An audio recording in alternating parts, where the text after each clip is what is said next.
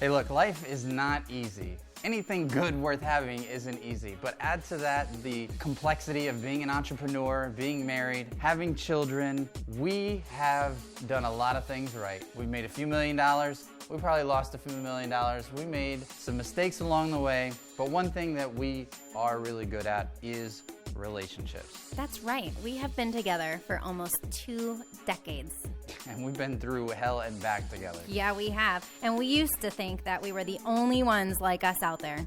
But, especially in our entrepreneurial ventures, we started meeting other ride or die couples that were going through the exact same things that we were going through. And they kept coming to us talking about advice and looking for solutions and really ways to help their relationship thrive. So we just knew there had to be a tribe of us out there. There's no way we could be the only ones out there. We are getting real and raw, guys. That's what he said. Oh my God, babe. From dating to marriage to kids and even sex. Even how to fight the right way. We're gonna be committed to being open and honest with you because we believe in your relationship too. Welcome to the Ride or Die podcast.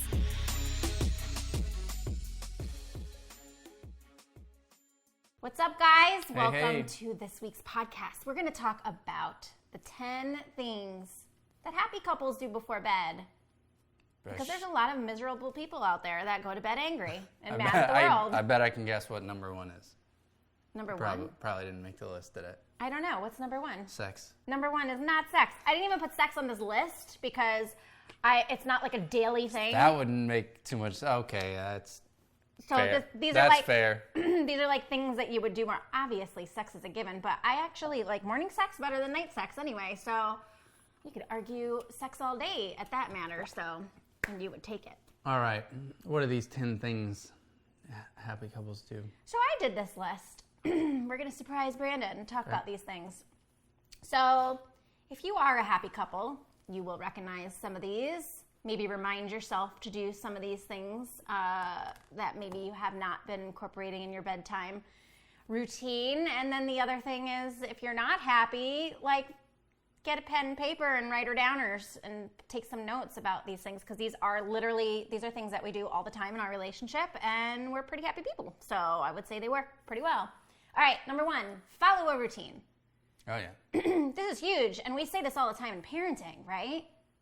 Kids function best when they follow some kind of routine. And do you like scribble all the lines here and there? Of course, but we follow a routine. It's really weird how routinely we are. I mean, down to like, we're getting ready for bed and like my timers go off and everything. Lock down the house and get our waters, and I'm washing my face and getting, ready for bed, and then we meet in bed and blah, blah, blah. There's a routine. I cannot function without routine and like structure. It drives me nuts. When we go on vacation and we don't have as strict of a bedtime and wake up time, and like we don't have our normal like workout, all that stuff, like it messes us up after a few days, for sure.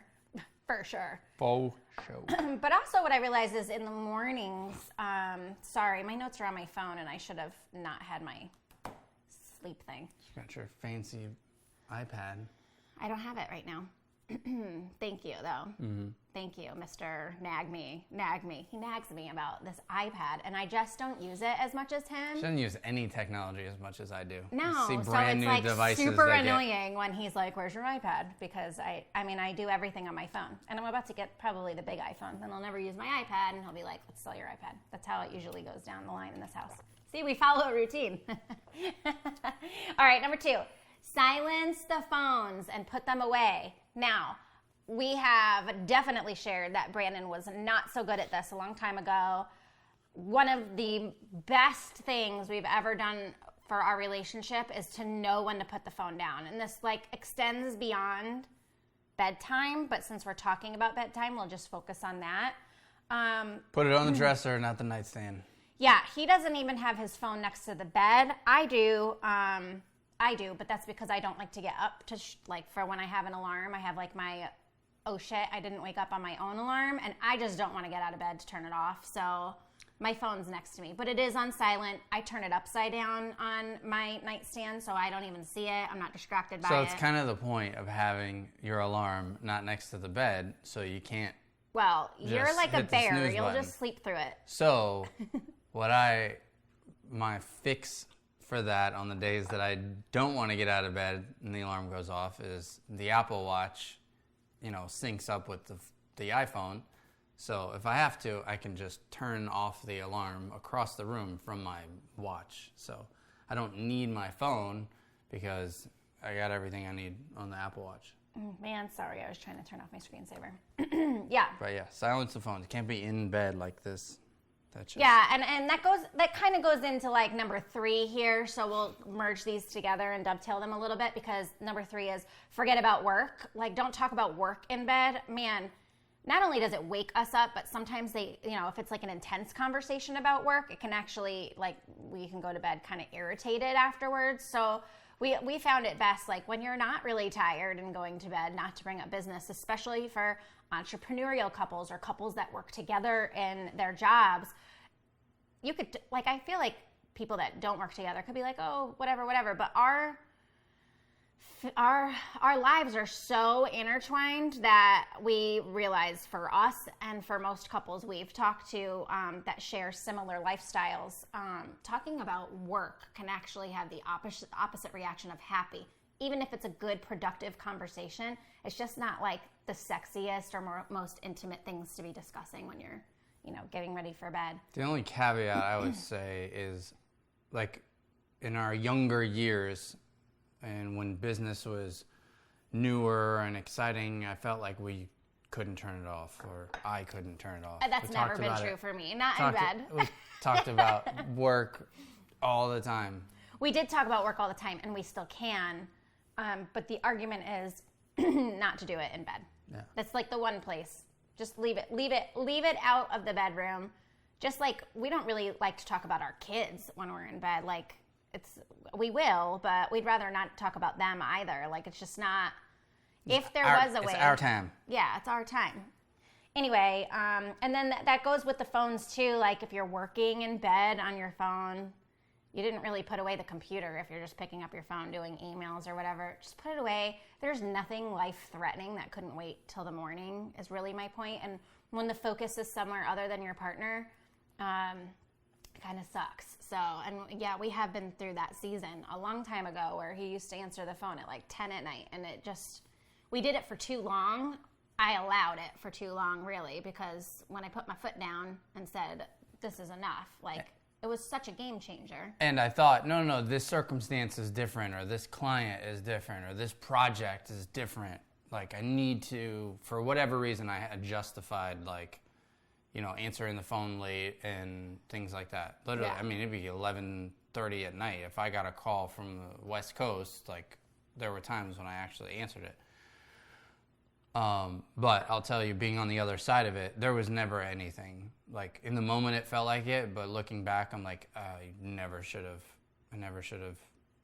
been working or answering the phone or responding to texts and stuff that late at night, because what it does is it trains people that you're up late, that you'll respond at any time, and you don't have any boundaries. So then they start to do it more and more often, and next thing you know, it's harder to take those things away from people. It's harder to put up those boundaries when you haven't had them for a long time. So I'm telling you, put them up now and draw those lines now so that it doesn't become an issue.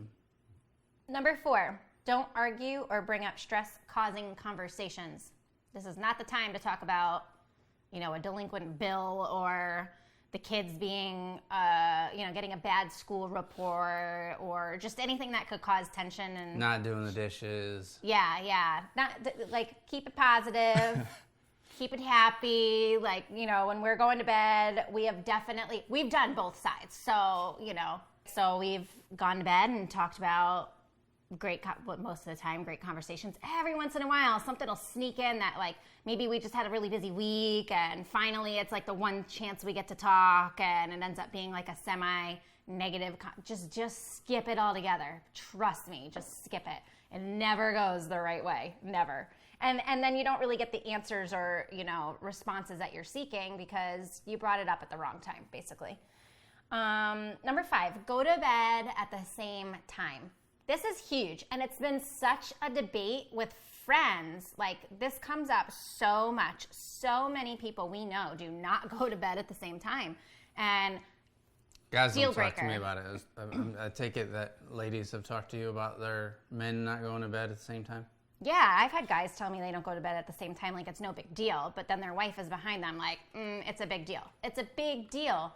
Going to bed at the same time, it's almost like, you know, what's the point if you're just going to be roommates is how I feel about it. But that time at the end, like when you have a routine and you go to, why do you go to bed at the same time? Because you go to bed with me at the same time, or I dog should say shit I tired. go to bed with you at the same time. It's actually, I would rather stay up a little later than we stay up.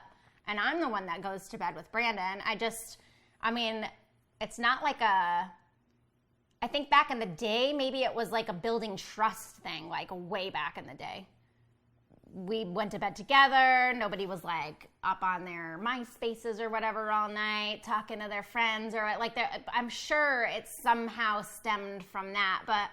But there's like this intimacy about us going to bed together, having that routine, the time, like it's the last thing I do at the end of the day is spend a little time with him in bed before I go to sleep. And I'll tell you, it's hard for me to fall asleep when he's not in bed with me, like when he has to travel or whatever. Like it's lonely by myself, and I don't like to be by myself. So I think I just give you the same respect just because I don't like it. So why would I do it to you?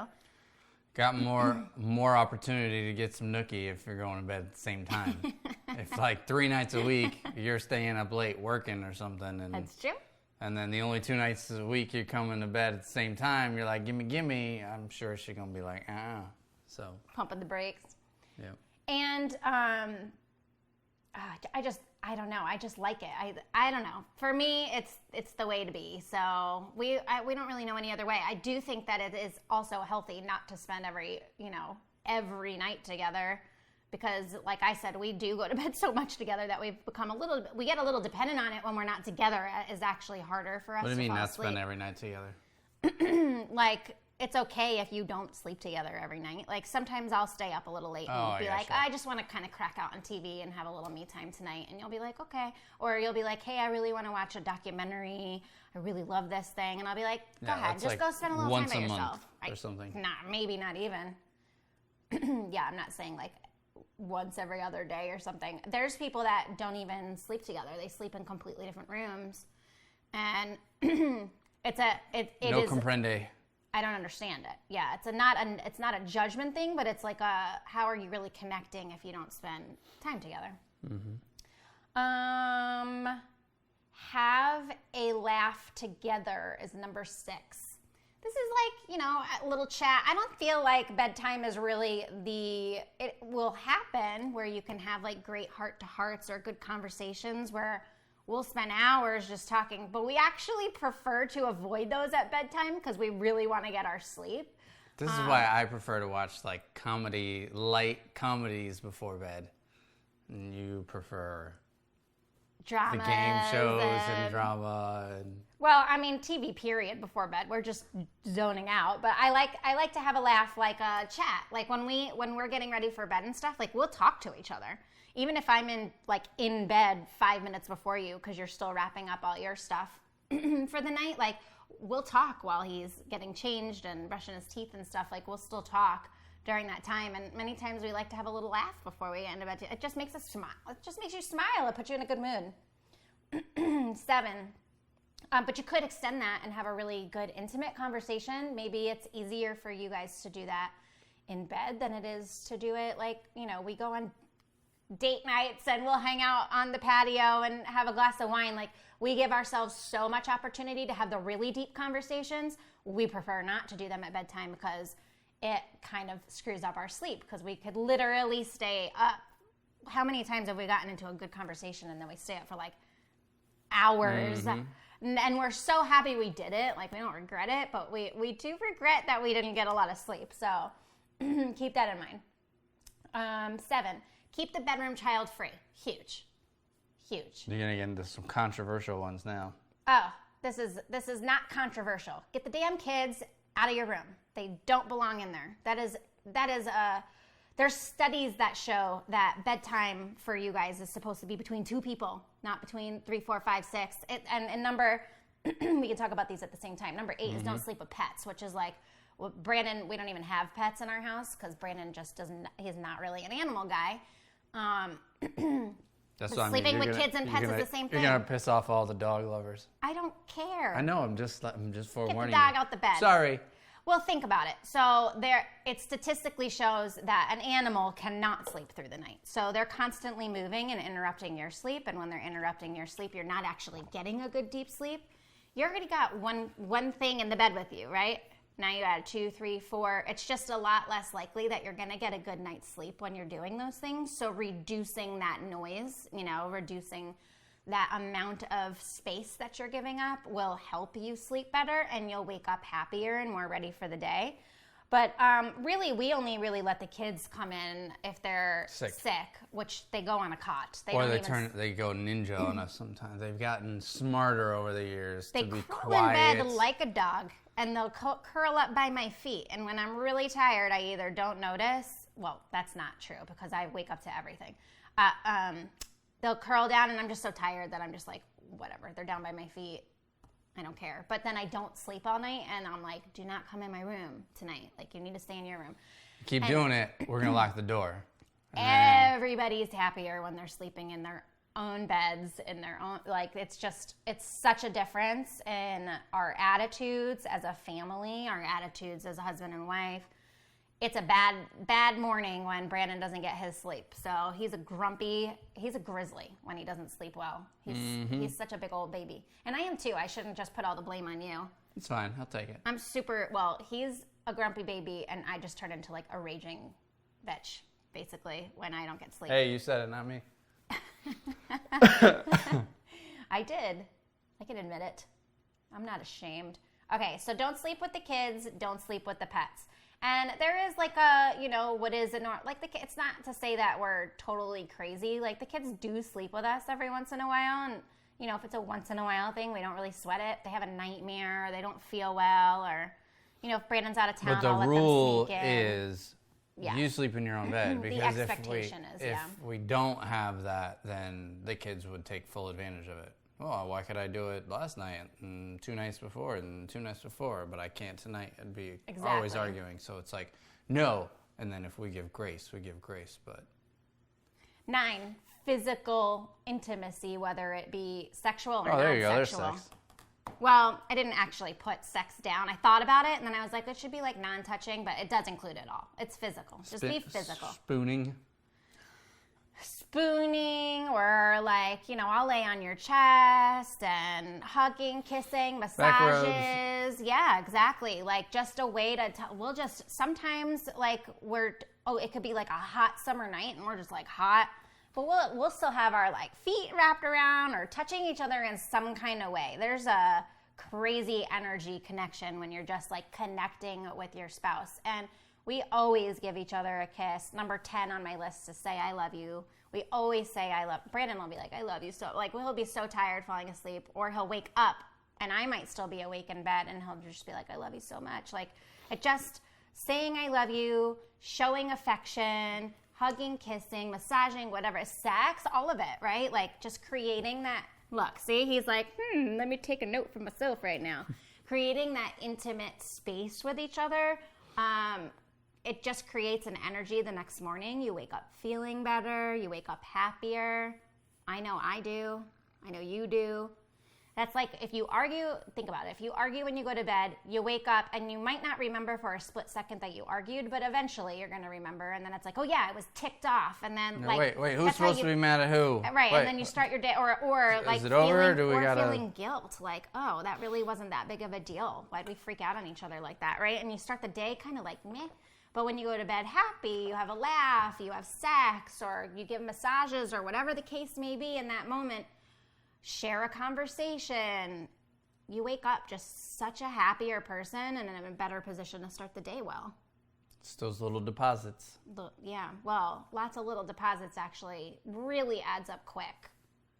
And I appreciate the time you take to tell me you love me before bed, or just, you know what I mean? Like, it's a time where we're honestly, like, we're so damn busy that when we get to bed, we're not awake very long. Like, we're tired, you know? And even like, you know, you talk about sex and stuff, but like, to be totally transparent, like sometimes we'll put the kids to bed and be like, sex before we hang out, because we want to make sure that we're getting that, you know, we're having sex. We want to make sure that it gets in there. And if we wait, literally, and if we wait too late, then we might cross over that, we don't really care about it anymore as much because we're tired. So we don't even cross that threshold most of the time. It'll be like, kids went to bed pretty fast tonight. That's always me that initiates. We'll watch that TV. too. We'll watch TV after. Yeah, you'll be like, what do you want to do? I'm like, we should probably get sex out of the way. Not out of the way, but I'll say, like, that's sometimes. Yeah, it is. Like, sex, it is out of the way. Not that I'm not going to go enjoy it, but I do say it like that. That's horrible. We should probably just go get sex out of the way now, because we don't want to, like, you know. And Brandon's like, okay. And, you know, like, you're kind of like Scooby when he gets like a Scooby snack. Mm-hmm. Snacks. Babies. I love I called you a snacks. baby, and I called you a dog today. Awesome. And Well, he's now still I'm blushing, smiling. so we should wrap this up. Yeah. Before I turn purple. These are things that you can do all the time, 10 simple little things. You don't have to do them all in one night, but we actually do quite a few of these on this. We do routine, we silence our phones. It's very rare we talk about work. We don't talk about sensitive topics. We've learned our lessons there too many times. We go to bed at the same time most of the time. Yeah, we do have a laugh together, keep the bedroom child free, don't sleep with pets, physical intimacy, and say I love you. I mean, we pretty much do all 10 things. All 10 of those every day. I didn't even realize that. But start with one if you don't do any. Just say I love you, or go to bed at the same time. Going to bed at the same time is probably the biggest one for me on the list. You can't do these things and you can't practice these things if you are not committing to go to bed at the same time as your partner. How do you have those conversations? How do you have that physical touch, you know, if you're not there? So think about those things. Think about how it might make your partner feel or how you might feel from doing these things, and go out there and do it. Do it. Do it. Anyway, we'll see you guys next week. We hope you have a wonderful week. Keep it up. Keep coming back watching the show. We appreciate you guys more than you know. Wow, I'm like rhyming a lot today. That's so corny. Later. Bye.